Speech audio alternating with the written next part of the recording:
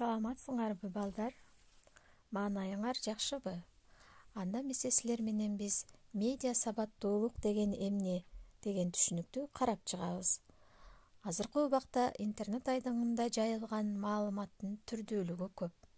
Ал маалыматты сын көз караш менен ой жүгүртүп, интернет булактардан текшерүү жана башка ушул сыяктуу көндүмдөрдү өздөштүрүүнү үйрөнөбүз.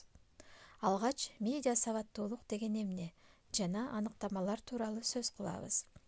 Медиа сабаттуулук жөндөмдүүлүк боюнча маалыматты анализдөө, баа берүү, акыл менен кабыл алуу жана маалыматты жаратуу жөндөмдүүлүгү бар.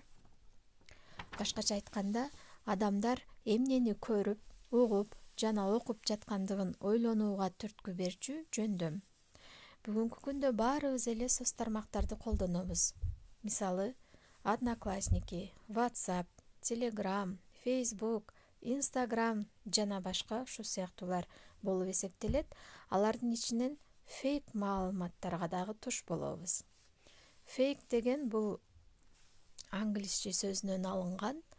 Ал эмнени түшүндүрөт? Ал жалганчы, жасалма, ушундай маанилерди түшүндүрөт. Орусчалары подделка, фальшивка, обман, мошенничество.